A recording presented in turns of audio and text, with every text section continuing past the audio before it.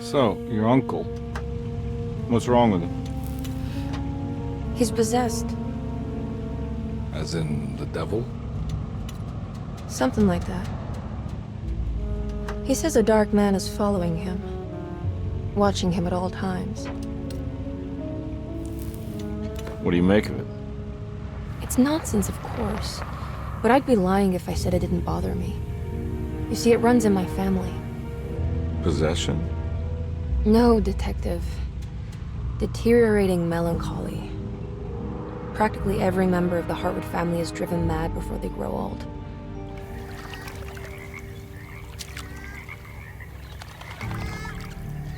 But Jeremy didn't kill himself. Is that why he's at Derceto? Despite being convinced that he is truly possessed, he decided to put his last chips on Dr. Gray and his psychoanalysis, figuring he might stumble upon some cure.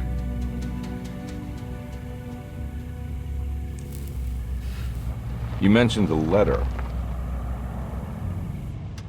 I received a disturbing letter from Jeremy accusing the staff and all the other patients of being involved in some cult. And now they are also out to get him. Could it be real? Or is it all just in his head? It's a story he tells himself, Mr. Carnby. Anything to avoid the truth. Which is? That we're all terribly insignificant. That people mean so very little to one another. That there is no one out to get Jeremy Hartwood because he isn't worth getting. Here we are.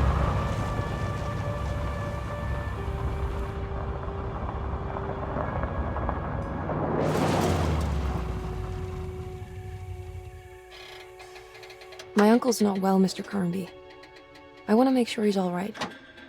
Then what's my part in this? You couldn't get a cab? I just wouldn't feel safe going alone.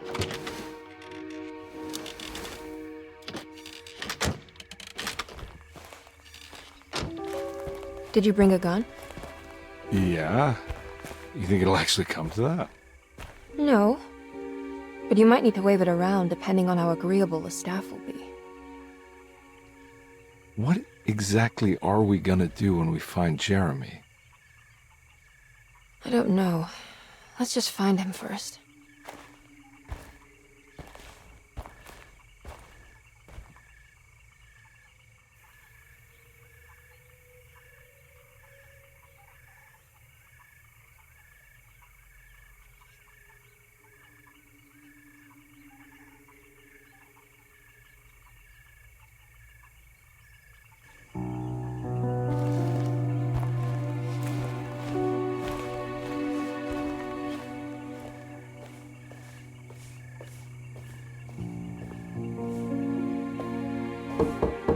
Hello? Hello? Looks abandoned. It can't be. There has to be someone around. Wait here. I'll go around back.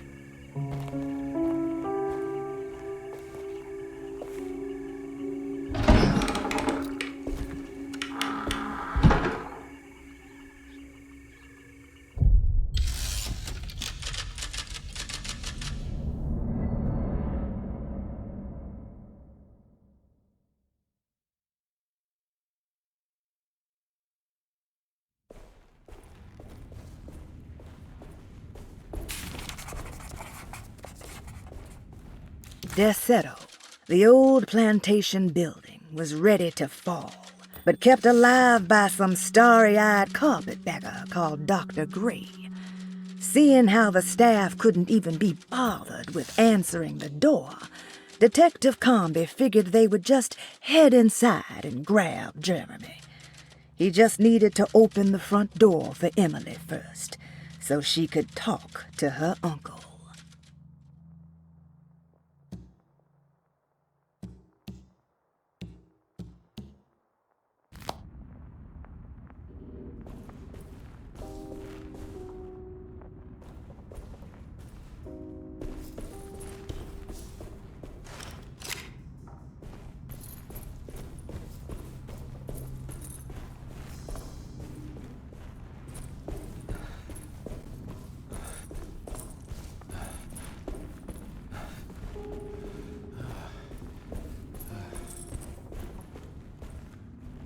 Now what do we got here?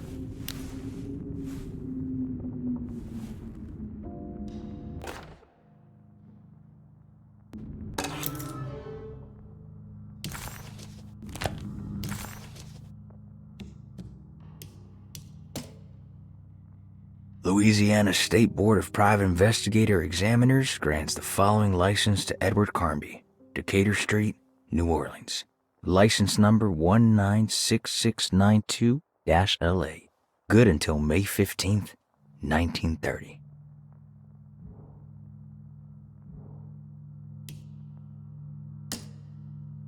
Carnby, why am I hearing from Gloria Allen that you got some job at the loony bin? You better not be thinking of paying her off before me. I don't want to take you for a ride, so get me my money. I'll be at the Maccabean all night if you score some dough. Obed Morton.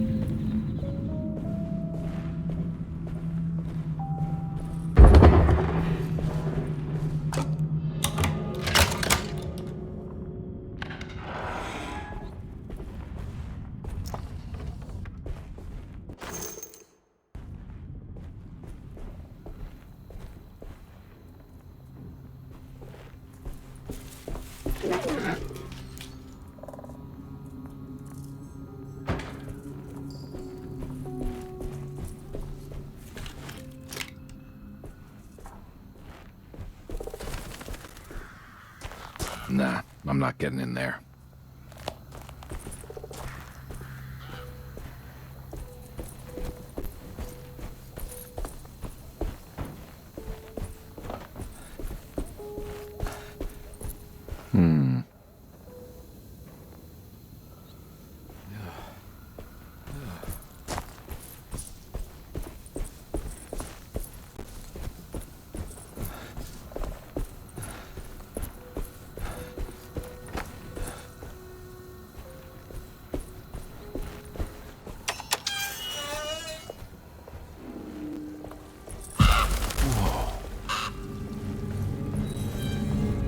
That's one big tree to fit inside a conservatory.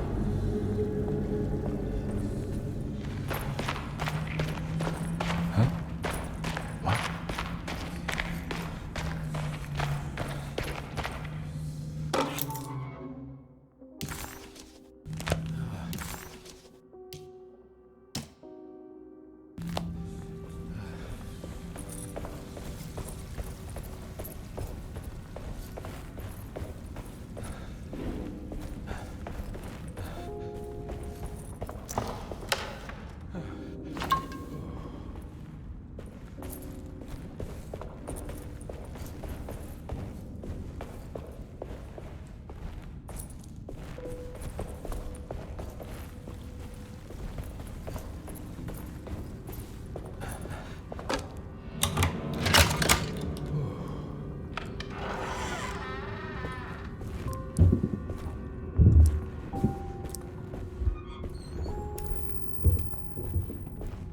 Don't mind if I do.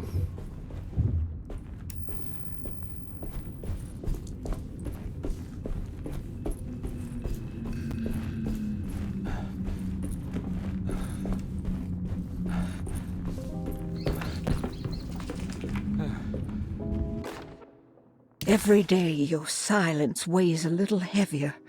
It's been a difficult year for everyone, and many have lost all hope. I read in the papers about people suffering. Pictures of dust-covered landscapes without a drop of water. I wish I knew if you were still tending the earth or if you had turned your back against us. I have started to look for help elsewhere. I pray you will tell me if I am going down a path that you find disagreeable. With help from Baptiste and Charlotte, I found comfort in the practice of the voodoo. I have long been skeptical of that Caribbean cult, but it's been of good use to me. It seems all harmless in my book. I say some words dreamt up by the Creoles, and I carry around a small pocket of gris-gris. Nothing of this is mentioned in the Bible, of course, but the French Quarter priestess tells me it's all connected. She says the Christian God is just one more perspective on the creator of things. That's what I like to think, but the other way around, that the spirits of her faith are just aspects of you, our Heavenly Father. I am so grateful for the words you gave Mr. Hartwood. We will sing your praises at St. John's Eve. The world will be blessed soon again. Only the sacrifices of the Old Testament compare to your demands. Let it be the truth. A mother of earth, wood, and dirt. A mother of 1,000 young. Sacred sand, $1. Black cat oil, $1.50. Devil shoestrings, a quarter. That makes $2.75, madame. What was that you were telling the doctor? A goat without horns. What does that mean? Ah, you must have misheard me, madame. I said no such thing. Please, I know I don't look like any of you, but I'm devout. I'm ready to do what it takes. Do not be so eager to sacrifice the few things you have left, madam. Now please, leave my store. A goat without horns.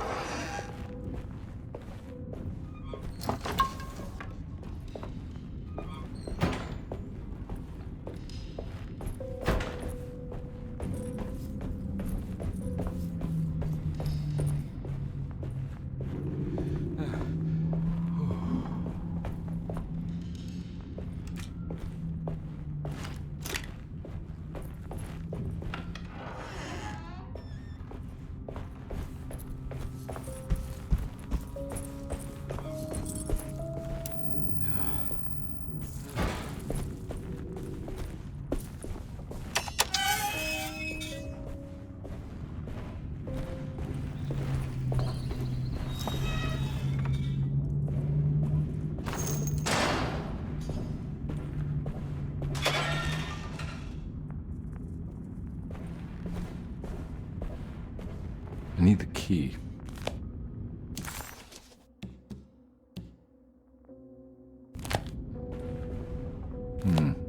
I need the key.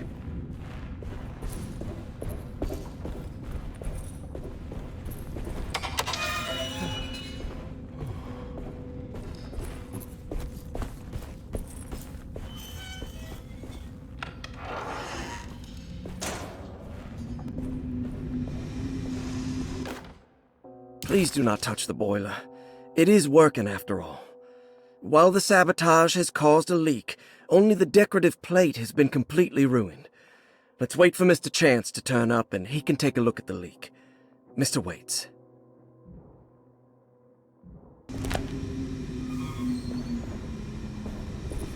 That doesn't look safe.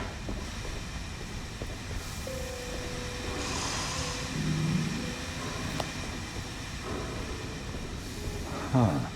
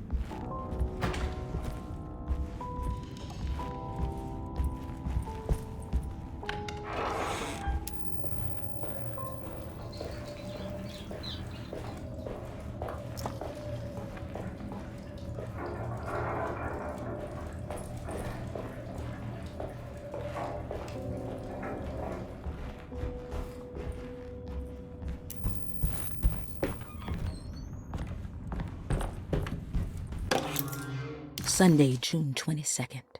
I spent all day looking for Jeremy.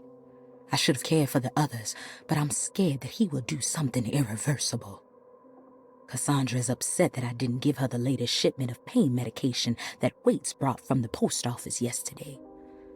I would have given it to her, but the company didn't send a new key this time around, so the box is just sitting there on my desk. They must have figured we had plenty of their gimmicky keys by now. I only remember seeing one lately. Grace was playing with it inside the grand parlor. Unless it turns up by itself, it will have to wait. I have to figure out where Jeremy is. I think Jack knew something. That dog of his found a strange rot permeating the house. She's showing us, he said. Like those blots and streaks of fetid rot was talking to him.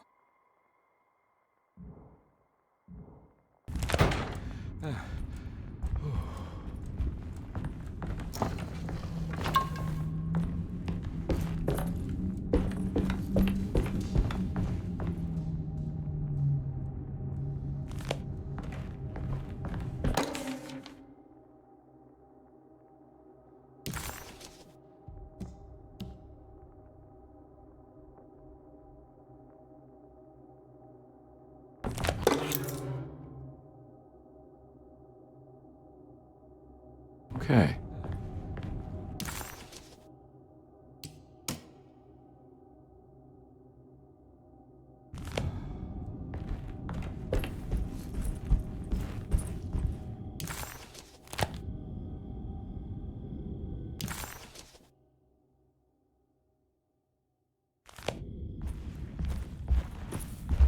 I need the key.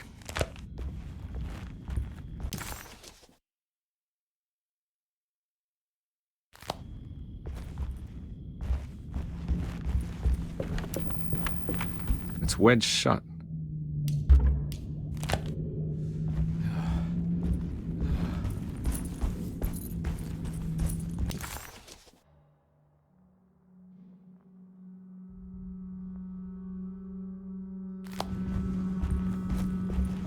Looks important.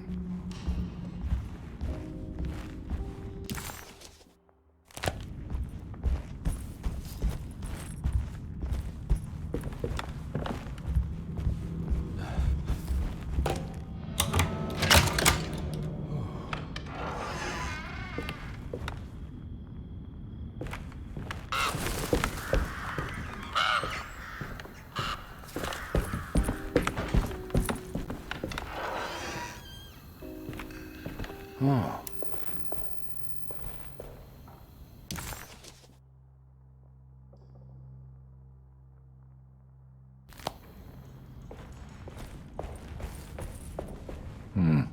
I need the key.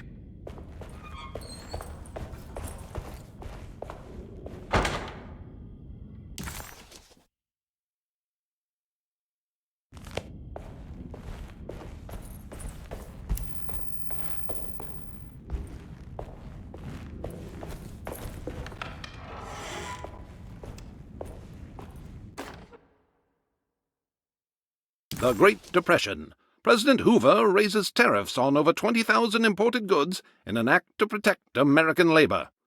Following the collapse of the Wall Street stock market on October 24 last year, American industry has suffered greatly.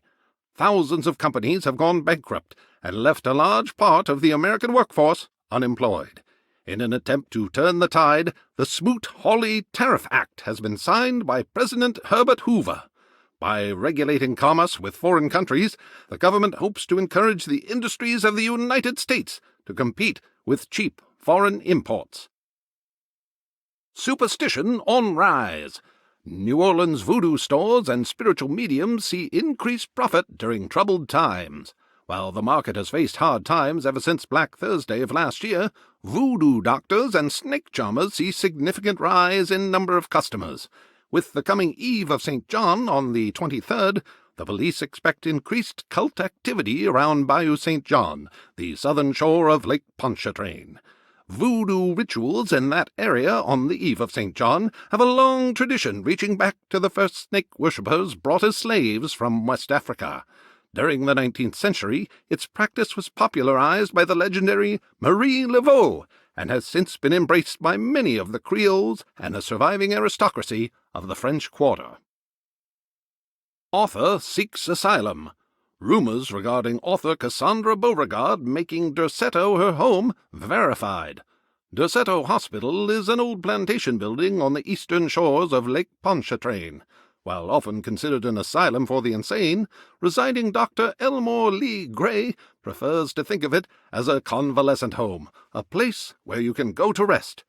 The patient list is kept secret, but thought to include many of the black sheep of wealthy families, because at Derceto, treatment does not come for free. Local author Cassandra Beauregard has now been confirmed by her own admission. She's been lauded as a powerful Creole voice and written many successful books. Lately it was reported from Hollywood that she has finished a moving picture manuscript titled Slaughter Gulch. That film is set to hit the theaters next year.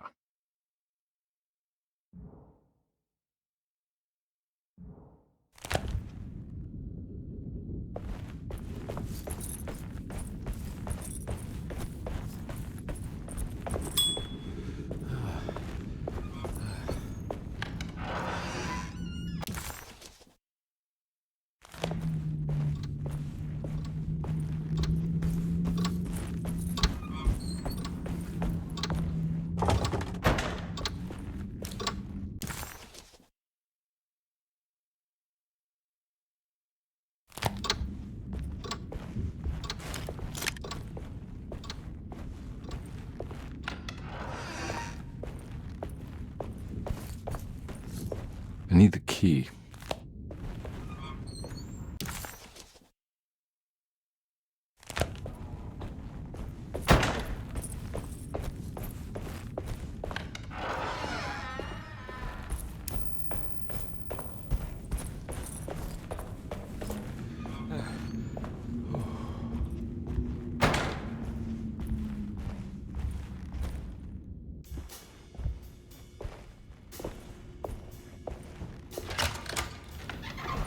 Thanks. What are you doing? Who are you? Whoa, pardon me, excuse me. My name is Edward Carnby, private investigator. I hope you don't mind we let ourselves inside. I do mind. This is private property. You can't just barge in here. I'm sorry about all this, but I'm looking for my uncle. It's urgent, and no one was answering the door. We can't hear you knocking anymore. None of us can. Who is your uncle, darling? Jeremy. Am I right?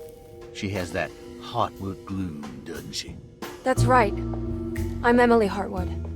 I just came to make sure my uncle is all right. Well, he is unavailable right now. You will have to come back another day. Unavailable? How? Is he sleeping? We can wait. He's lost. Don't I know you from somewhere? Who's your man again, Miss Hartwood? My name's Edward Carnby, private investigator. Splendid. Enough! All of you, get back to your rooms. McCarthy, keep your eyes on the child. And you two, please leave immediately. Look, we're not here to cause any trouble. Just let us see the old man, satisfy the curiosity of my client here, and we'll be off. Jeremy has gone missing. There's no need to worry, but it might be some time before he turns up. The whole staff is looking for him. What? He ran off? I don't have time for any of this. Please, come back tomorrow. All right, in that case, we'll just wait in his room. You don't mind, do you? It's upstairs, right? Wait, you can't. Don't worry, we'll be discreet. In the corridor. It's the first door on your left. I'll tell Dr. Gray you're here. Excellent. Thank you, madam.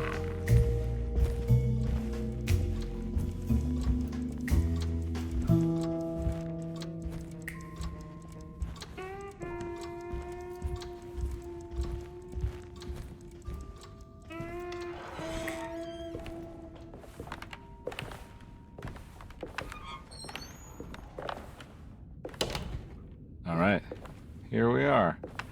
Let's look around. See if we can dig up any clues.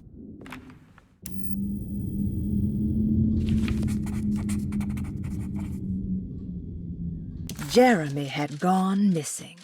The housekeeper said the staff at Derceto was looking for him, and that Detective Conby and Emily should come back tomorrow. Hoping to wrap up this case before leaving, Conby hustled his way inside Jeremy's room, leaving the housekeeper flustered and running for Dr. Gray, the chief of Derceto. Having bought some time, this was the perfect opportunity to look for clues regarding Jeremy's disappearance.